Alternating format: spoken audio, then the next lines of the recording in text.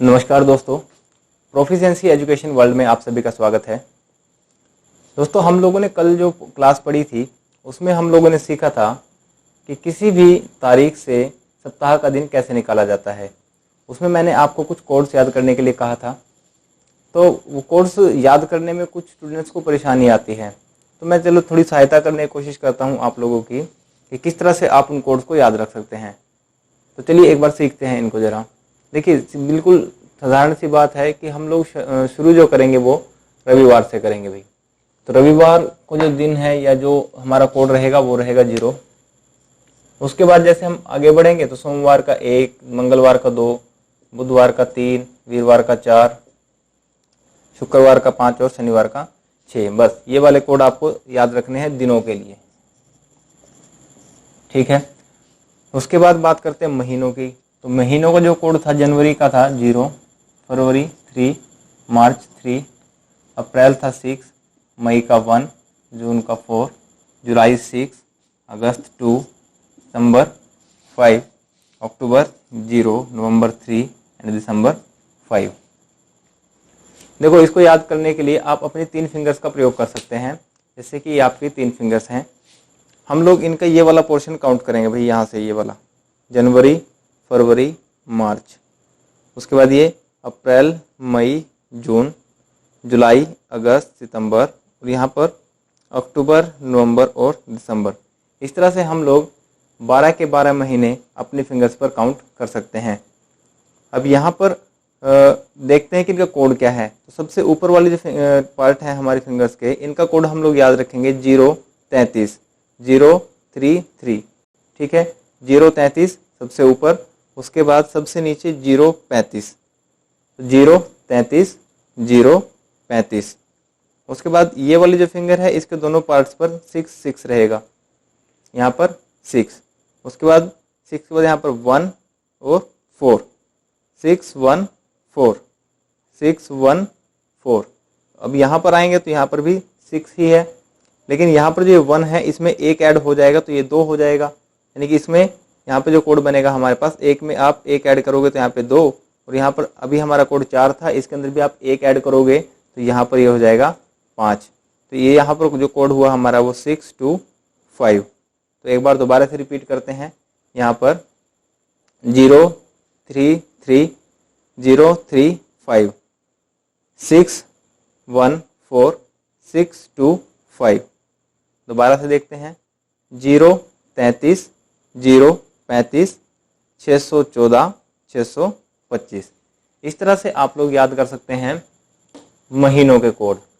अब बात करें सालों के कोड की, तो यहाँ पर जो हमारे पास ईयर हैं या वर्ष हैं, इनके कोड को याद रखने के लिए आप अपनी 4 फिंगर्स का प्रयोग कर सकते हैं।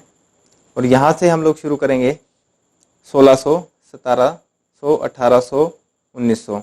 उसके बाद जब आपको आगे बढ़ना, दोबारा फिर से यहीं से शुरू कर सकते हैं हम लोग। 1900 यहाँ पर पहुँच चुके हैं, 2000, 2100, 2200, 2300। आप देख सकते हैं बिल्कुल एज इट इज है, मैंने लिखा है 4 फिंगर्स की तरह से ही। उसके बाद यहाँ पर 2400, 2500, 2600 और 2700। इसी तरह से आप जहाँ तक आगे बढ़ना चाहें बढ़ सकते हैं। अब इनके कोड याद कर लेते हैं भाई। 1600 का जो कोड था वो है 6। देखो 1600 में भी 6 है, तो यहाँ पर इसका कोड आप याद रख सकते हैं 6। बस सिंपल सी बात है। तो ये वाली जो फिंगर होगी हमारी, इस पे जो भी हमारे ईयर्स आएंगे उनका कोड हो जाएगा 6।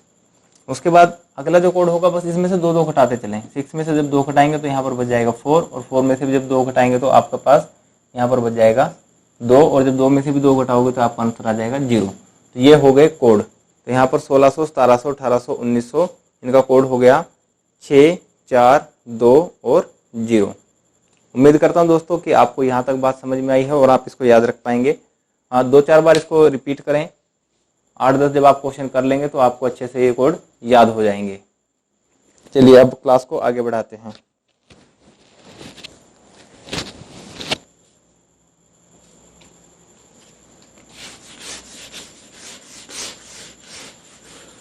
चलिए, एक कॉन्सेप्ट हम लोगों ने कल और समझा था, जिसको नाम दिया था ऑड डेज। अब ऑड डेज है क्या, ये भी हमने समझ लिया था।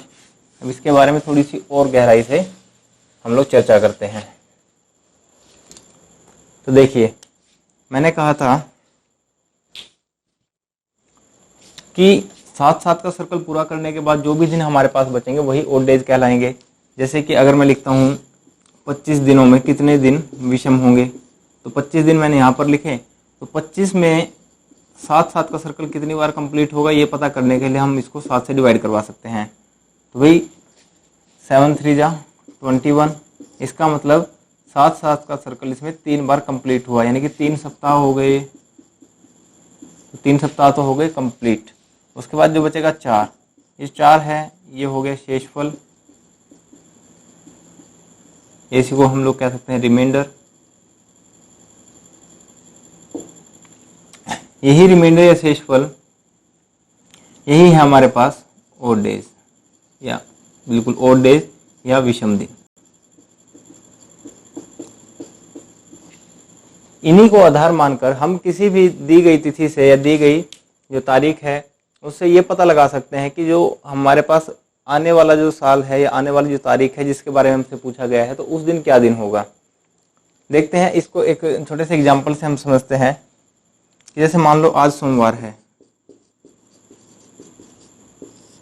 और आज से 25 दिन बाद कौन सा दिन होगा। तो 25 दिन बाद क्या होगा कि 7 7 के 3 बार तो सप्ताह कंप्लीट हो जाएंगे। उसके बाद जो भी हमारे पास बचा वो बचा 4।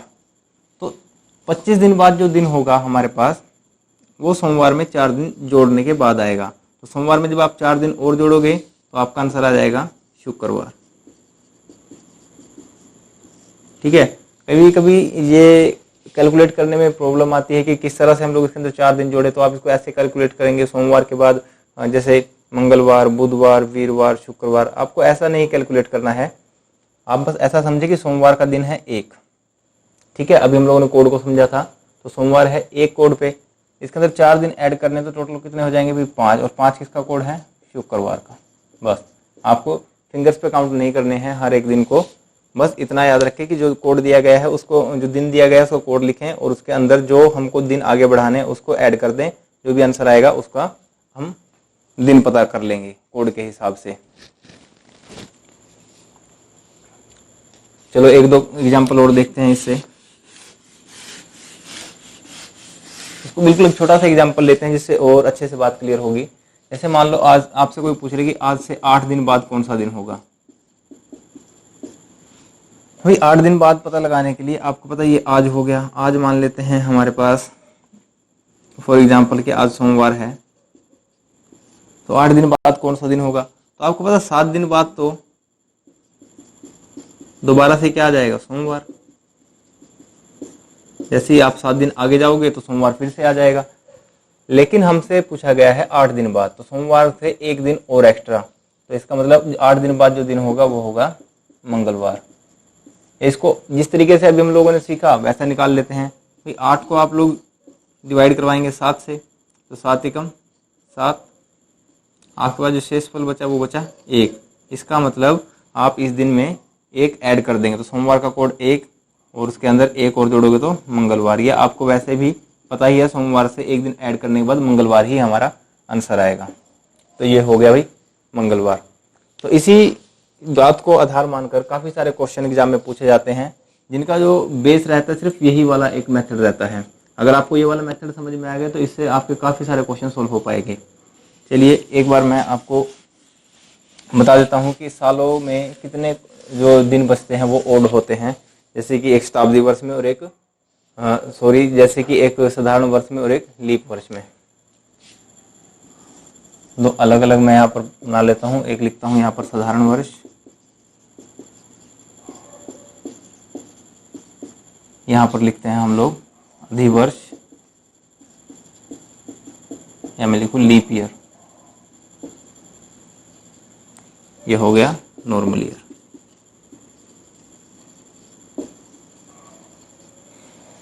देखो इसके अंदर जो होते हैं 365 दिन होते हैं, इसके अंदर जो होते हैं वो 366 दिन होते हैं। अब एक बार इस 365 को हम लोग भाग दे करके देखते हैं 7 से। भाई 7 5 जा 35, 6 में से 5 जाएगा 1, उसके बाद ऊपर बचेगा 5, इसको नीचे उतार लेंगे तो यहाँ पर 7 2 जा 14। अब यहाँ पर जो बचा हमारे पास 1, तो ये क्या हुआ एक विषम दिन। अब इसको हम लोग डिवाइड करवाते हैं 7 से, तो 7 5 35, 1 नीचे उतारा, यहाँ पर 6 और 7 2 14। अब बचेगा आपके पास 2 जो हो गए विषम दिन। तो दोस्तों यहाँ से हम लोगों को समझ में आता है कि एक साधारण वर्ष के अंदर जितने जो भी विषम दिन बचेंगे उनकी संख्या होगी 1, और एक अधि वर्ष में या लीप वर्ष में जो भी हमारे पास दिन बचेंगे वो बचेंगे 2 जो कि विषम दिन होंगे। यहाँ तक बात क्लियर है? यानी कि हम इसको दूसरे तरीके से कह सकते हैं कि एक साधारण वर्ष में 52 सप्ताह और 1 विषम दिन होता है, और यहाँ पर हम लोग कह सकते हैं कि एक अधि वर्ष में 52 सप्ताह और 2 विषम दिन होते हैं। अब इसी आधार पर भी कुछ क्वेश्चन बनते हैं, उनको हम लोग देख लेते हैं।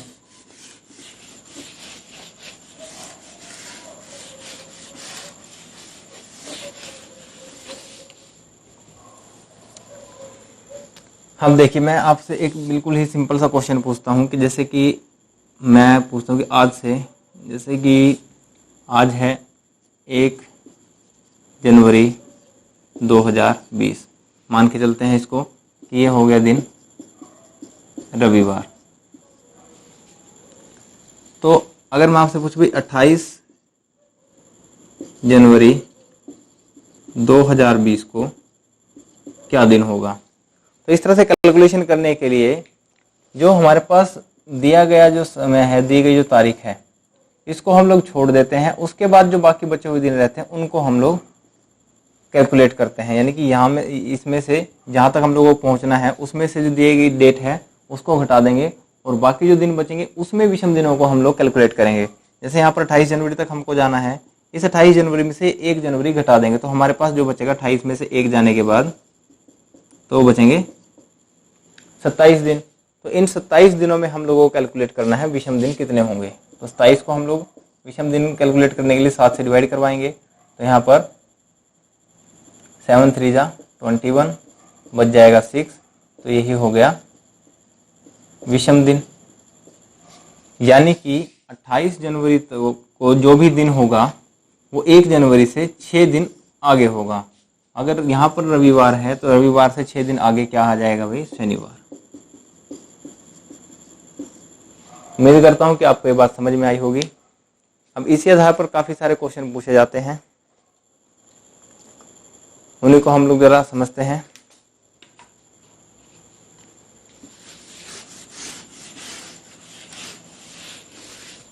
एक बेसिक सा क्वेश्चन जो कि कई बार एग्जाम्स में पूछा गया है कि किसी वर्ष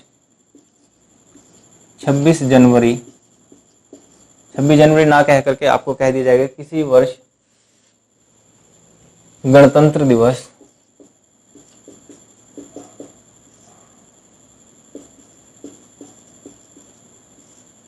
वीरवार को, या कोई भी दिन दे देगा, वीरवार को, सोमवार को, बुधवार को या मंगलवार को, वीरवार को मनाया गया। बताइए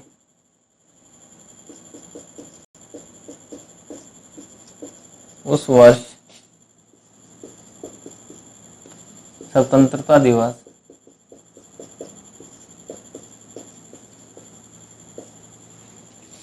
किस दिन मनाया जाएगा। तो दोस्तों देखते हैं यहाँ पर गणतंत्र दिवस, तो इसका मतलब यह हुआ कि हम लोगों को जो शुरुआत करनी है वो करनी है 26 जनवरी से। 26 जनवरी से, और जो हम लोगों को पहुंचना है वो पहुंचना है स्वतंत्रता दिवस। हम सभी को पता है कि स्वतंत्रता दिवस हम लोग कब मनाते हैं, 15 अगस्त को। अब वही बात कि हम लोगों को यहाँ से लेकर के यहाँ तक के जो समय है उसमें काउंट कर लेना है कि दिन कितने हुए, ठीक है। और दिन काउंट करने के लिए अभी मैंने आपको इससे पहले वाले क्वेश्चन में बताया कि जिस तारीख से हम लोग शुरू करते हैं उसको कैलकुलेट नहीं करते, उसको छोड़ करके चलेंगे, और जहाँ तक हम लोगों को पहुँचना है उस तारीख को हम लोग अपने कैलकुलेशन में ऐड करके चलेंगे, उसको इंक्लूड करके चलेंगे, शामिल कर लेंगे इसको। जैसा कि जनवरी से हम लोगों को अगस्त तक जाना है, तो यहाँ पर मैं सभी महीनों को लिख लेता हूँ एक बार। जनवरी, फरवरी, मार्च, अप्रैल, मई, जून, जुलाई, अगस्त। ठीक है दोस्तों, तो यहाँ तक हम लोगों ने सभी महीनों को नाम लिख लिया, जहाँ तक हम लोगों को अपना सफर तय करना है, जहाँ तक हम लोगों को दिनों की गिनती करनी है। अब देखो जनवरी के अंदर कुल कितने दिन होते हैं, हम सबको पता है जनवरी के अंदर कुल दिन होते हैं भाई 31। 31 में से 26 दिन जा चुके हैं, क्योंकि मैंने कहा जहाँ पर हम लोग शुरुआत करेंगे जहाँ से क्वेश्चन की, उस तारीख को हम लोग छोड़ देंगे। तो यहाँ पर हम लोगों को 26 दिन छोड़ने हैं, तो और बाकी जो बचेंगे जनवरी के वो दिन यहाँ पर मैं लिख लूँगा कैलकुलेशन के लिए। यानी कि इस तारीख से लेकर के इस तारीख के बीच में कुल कितने दिन बीत चुके हैं, यानी कि यहाँ से शुरू होने के बाद इस तारीख तक पहुँचने के लिए कुल कितने दिन लगेंगे। तो देखो 26 जनवरी को हम लोग 31 में से घटा देंगे, तो हमारे पास जो बच जाएंगे दिन वो बचेंगे 5। ठीक है, क्योंकि 26 आप लोग 31 में से 26 को घटाएंगे तो 11 में से 6 जाएगा, 5 ही बचेगा। तो यहाँ पर जनवरी के बच गए 5 दिन। अब रही बात फरवरी की। अब यहाँ पर थोड़ी सी समस्या यह है कि आपको ये पता होना चाहिए कि ये जो साल था ये एक अधिवर्ष था या सामान्य वर्ष था। अभी मैं इसको मान लेता हूँ एक सामान्य वर्ष। ठीक है, सामान्य वर्ष के आधार पर करेंगे। अगर इसमें जगह पर आपको अधिवर्ष कह दिया जाए कि एक ऐसा वर्ष जो कि एक अधिवर्ष है, उसमें गणतंत्र दिवस वीरवार को मनाया गया, बताइए उस वर्ष स्वतंत्रता दिवस किस दिन मनाया जाएगा। अगर बात करते हैं अधिवर्ष की, तो यहाँ पर फरवरी में आप 29 दिन ले लेंगे। अगर बात की जाए कि ये एक सामान्य वर्ष था, साधारण वर्ष था, तो इसमें आप फरवरी में 28 दिन ले लेंगे। बस इतना ही डिफरेंस आएगा अधिवर्ष और सामान्य वर्ष से इस क्वेश्चन के अंदर। तो फरवरी में हम लोग इसको सामान्य वर्ष मान करके चल रहे हैं, तो मैं यहाँ पर लिखता हूँ 28 दिन। मार्च में होंगे आपके फिर से 31 दिन, अप्रैल में 30 दिन, मई में 31, जून में 30, जुलाई में 31 और अगस्त में कितने दिन होते हैं ये आपको पता है कि जुलाई और अगस्त 2 ऐसे लगातार महीने हैं जिनके अंदर 31 दिन होते हैं। अब आपको यहाँ पर अगस्त में 31 नहीं लेना है, आपको यहाँ पर लेना है दी गई तारीख, जो भी तारीख दी गई है। तो अगस्त में आपको किस तारीख तक जाना है, 15 अगस्त तक, तो आप यहाँ पर लिखेंगे 15। अब हम लोग क्या करेंगे, यहाँ से इनको 7 से डिवाइड करवाने के बाद जो भी रिमाइंडर बचेगा वो यहाँ पर लिख देंगे, क्योंकि हमको पता है रिमाइंडर यहाँ पर क्या डिनोट करता है, विषम दिन। सीधी सी बात इतनी है कि हम लोग 7-7 का जोड़ा घटाते चलेंगे और बाकी जो दिन बचेंगे हमारे पास उनको हम लोग लिखते चलेंगे। तो चलिए, तो 5 तो एज इट इज आ जाएगा, इसमें 7 को कोई जोड़ा घटेगा ही नहीं। 28 को अगर हम लोग डिवाइड करवाएंगे 7 से, तो 7 4 जा 28, तो यहाँ पर हमारे पास रिमाइंडर क्या बचेगा, कुछ भी नहीं, तो 0। यहाँ पर 31 है, तो 7 4 जा 28, तो 31 में से जब 28 जाएगा तो आपके पास बचेगा 3। ठीक है, यानी कि मैंने क्या किया, इस 31 को भाग दिया है 7 से, तो 7 4 जा 28, यहाँ पर बच जाएगा हमारे पास 3। तो यही 3 क्या हो गया, विषम दिन। तो चलिए यहाँ से हम लोग जो बचे हैं दिन यहाँ पर लिख देते हैं 3। अब यहाँ पर 30 को आप डिवाइड करवाएंगे 7 से, तो आपका रिमाइंडर कितना बचेगा, 7 4 जा 28। उसके बाद यहाँ पर जो रिमाइंडर बचेगा वो 2 बचेगा। इसी वजह से यहाँ पर आपको जो विषम दिन होंगे वो 2 हो जाएंगे। मई से कैलकुलेट करें तो फिर से 31 दिन, तो यहाँ पर भी 3 बचेंगे। यहाँ पर 30 है तो यहाँ पर 2 बचेंगे, यहाँ पर 31 है तो यहाँ पर भी 3 बचेंगे, और यहाँ पर 15 है तो 15 को जब आप 7 से डिवाइड करवाएंगे तो 7 2 जा 14, और आपका जो यहाँ पर रिमाइंडर बचेगा वो बचेगा 1। ठीक है दोस्तों, तो ये बच गए हमारे पास विषम दिन। अब आपके पास एक तरीका और है कि यहाँ पर 7-7 का जो जोड़ा बनता है उसको आप घटा सकते हैं, जैसे कि 5 और 2 7, ये मैंने हटा दिया। 3 और 3 6 एंड 1 7, तो यहाँ पर ये भी घटा दिया। अब देखते हैं हमारे पास क्या बचा, सिर्फ ये बचा 3 और 2, इन दोनों को ऐड कर लेंगे तो मतलब 5 दिन का अंतर आएगा। यानी कि 26 जनवरी से 15 अगस्त के बीच में जो अंतर आएगा वो 5 दिन का आएगा। अब 26 जनवरी को इन्होंने बताया कि क्या दिन था, वीरवार। अब आपको क्या करना है, वीरवार में 5 दिन और ऐड कर देने हैं। जब वीरवार में 5 दिन ऐड करोगे तो आप फिर से ऐसे कैलकुलेट करोगे, वीरवार के बाद शुक्रवार, शनिवार, रविवार, सोमवार और मंगलवार। चलो जी, एक तो तरीका ये हुआ आपका कैलकुलेट करने का। दूसरा तरीका, आपको वीरवार का कोड पता है कितना है, 4। इसके अंदर कितने दिन ऐड करने हैं, 5। तो 4 और 5 9। अब 9 जो है इसके अंदर 7 का एक सर्कल कंप्लीट होगा, तो इसमें 7 घटा देंगे तो आपके पास जो 2 दिन बचे, ये किसको डिनोट करता है, मंगलवार को।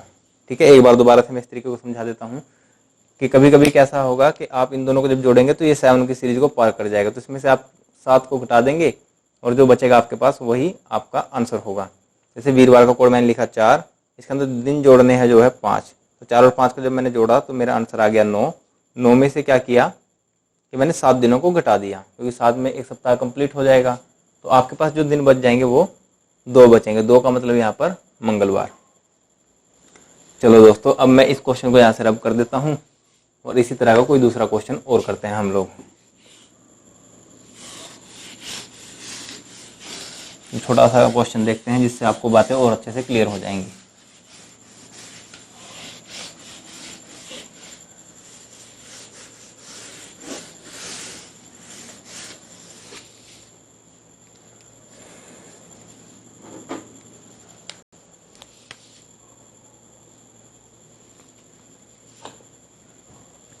देख लेते हैं कि कभी कभी क्वेश्चन ऐसा मिलेगा, किसी महीने की 3 तारीख को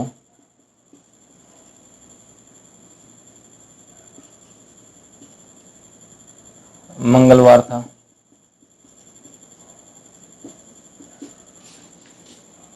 तो हमको बताना है इसमें कि उस महीने की 25 तारीख को क्या दिन होगा। ठीक है जी, तो हम लोगों को इसमें 25 तारीख का दिन पता लगाना है। तो 25 तारीख का दिन पता लगाने के लिए आपके पास एक तो तरीका यह है, क्योंकि आपको पता है कि हर 7 दिन के बाद जो दिन है वो रिपीट होगा। जैसे मान लो कि आज अगर सोमवार है तो इसके अंदर जब आप 7 दिन जोड़ेंगे और इस दिन तारीख मान ली मैंने 1, तो अगला जो सोमवार आएगा वो कब आएगा भाई, तो इसके अंदर 7 दिन ऐड करने के बाद 8 तारीख को अगला सोमवार आएगा। और इससे अगला सोमवार कब आएगा, तो इससे आगे वाला सोमवार आएगा, इसके अंदर भी आप 7 दिन ऐड करोगे तो यहाँ पर 15 तारीख को अगला सोमवार आएगा। तो इसी तरह से जो दी गई तारीख है उसके अंदर जब साथ साथ हम लोग ऐड करते चले जाएंगे, जो भी हमारे पास उसके बाद तारीख आएगी उस तारीख को वही दिन रिपीट होता रहेगा। एक तो ये तरीका है हमारे पास। चलो इसको समझते हैं कि जैसे 3 तारीख है, 3 के अंदर आप 7 दिन ऐड करोगे तो 3 और 7 10 तारीख को आपका मंगलवार हो जाएगा। उसके बाद इसमें 7 दिन ऐड करोगे तो 17 को फिर से मंगलवार। 17 में 7 दिन ऐड करोगे तो आपका 24 तारीख को मंगलवार। और आपसे पूछा है 25 तारीख, तो जब 24 को मंगलवार है तो 25 को क्या हो जाएगा, बुधवार। लो जी, आ गया आंसर। दूसरा तरीका क्या है हमारे पास, जो हमने अभी सीखा कि जो 25 तारीख है और यहाँ पर 3 तारीख, हम लोगों को कैलकुलेशन की शुरुआत करनी है वो 3 से करनी है, पहुँचना है 25 तक। तो इस 25 तारीख में से हम लोग 3 को घटा देंगे तो 25 में 3 बचेगा, हमारे पास रह जाएगा 22। और 22 में विषम दिन कितने आएंगे, तो आपको पता है जी 7 3 जा 21, विषम दिन बचेगा आपके पास सिर्फ 1। यानी कि 25 तारीख को जो दिन होगा वो 3 तारीख की अपेक्षा 1 दिन आगे होगा। जब यहाँ पर है तो जब इसमें 1 दिन ऐड करवाओगे तो यहाँ पर जो आंसर आएगा वो आ जाएगा बुधवार। आपको जौन सा तरीका ठीक लगे आप उससे कर सकते हैं। मेरी रिकमेंडेशन ये है कि आप इस वाले तरीके से करें तो ज़्यादा बेहतर होगा। आपको इतनी कैलकुलेशन करने की ज़रूरत नहीं होगी, सिर्फ आप इस तारीख में से ये तारीख घटाएंगे और आपके पास जो भी दिन बचेंगे उसको 7 से डिवाइड करवाने के बाद आपके पास जो भी रिमाइंडर आएगा उसको आप दिए गए पहले दिन में जोड़ करके अपना आंसर निकाल सकते हैं। जैसे कि अगर मान लो यहाँ पर 25 की जगह पर 28 होता और 28 होने की वजह से मैं 28 में से 3 को घटा दूँ तो यहाँ पर बच जाता मेरे पास 25। और जब ये 25 हुआ तो 7 3 जा 21, तो ठीक है, यहाँ पर ये 1 की जगह हो जाएगा भाई 4। अब क्या होगा कि जो यहाँ पर 3 तारीख को मंगलवार है, जो 28 तारीख को दिन होगा वो इस मंगलवार से 4 दिन आगे होगा। तो मंगलवार में जब 4 दिन आप ऐड करोगे तो मंगलवार का कोड है 2, 2 में 4 ऐड करने के बाद आ जाएगा आपका 6, तो 6 का मतलब यहाँ पर आपका आंसर होगा शनिवार। ठीक है दोस्तों, उम्मीद करता हूँ यहाँ तक आपको समझ में आ चुका है। चलो ठीक है दोस्तों, आज की क्लास हम लोग यहीं तक रखते हैं और उम्मीद करता हूँ कि आपको यहाँ तक बातें समझ में आई हैं। अगर आपको कोई भी डाउट है तो आप कमेंट कर सकते हैं, मैं आपके कमेंट का रिप्लाई जरूर दूंगा। तो चलिए, क्लास को यहाँ तक देखने के लिए बहुत बहुत धन्यवाद। बस पढ़ते रहिए आप लोग। Thank you very much.